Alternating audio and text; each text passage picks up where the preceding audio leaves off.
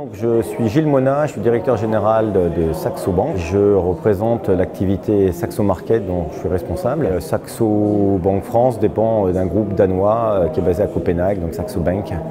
et qui opère sur le marché de l'investissement et les marchés financiers depuis 25 ans. Le groupe Saxo Bank existe depuis 1992. Saxo Bank France en fait, est une acquisition par le groupe d'un broker en ligne sur les devises qui s'appelait Cambist. On est également une fintech et en fait on est une fintech depuis à peu près 20 ans, depuis 15 ans, depuis 2001, et on est une fintech dans le domaine de l'investissement, de l'accès au marché financier. L'ambition de Saxo Market, puisque c'est Saxo Market en fait, qui porte l'offre fintech au sein du groupe Saxo Bank, notre ambition c'est de nouer des partenariats, c'est de jouer notre rôle de fintech et de banque en même temps, tantôt l'un, tantôt l'autre, et c'est de pousser des partenariats avec des partenaires du monde financier, donc banques en ligne, agrégateurs,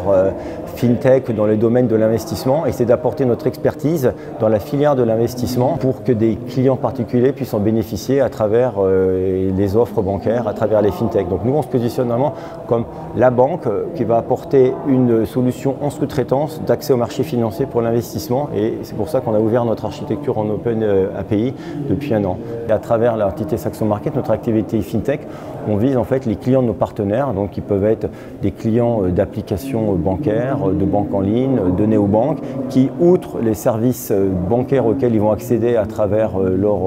fintech, pourront accéder à de l'investissement en ligne, potentiellement à travers des solutions comme Saxo Bank. Donc c'est vous, c'est moi, c'est l'épargnant, c'est l'investisseur, c'est tous les gens qui vont avoir besoin d'investir,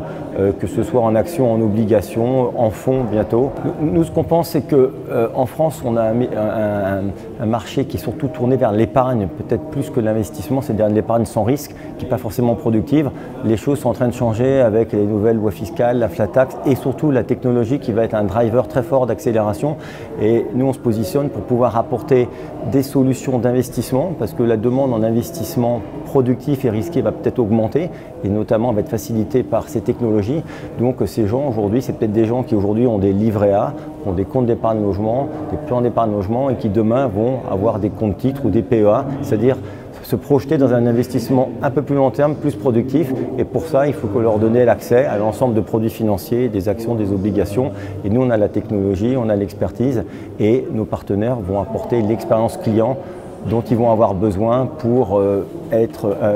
intervenir dans un environnement rassurant et bien guidé. On ressent un foisonnement d'idées, de projets, beaucoup d'entrepreneurs, de jeunes entrepreneurs, de start-up, des idées dans tous les domaines, de l'investissement, de la vie privée, du sociétal, du financement de projets, et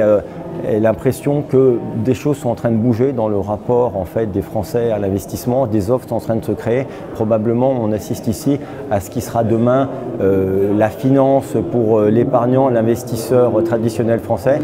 On assiste à cette révolution digitale dans le domaine de la finance qui va complètement bouleverser les rapports, on pense, de l'investisseur envers les marchés financiers et l'investissement en général.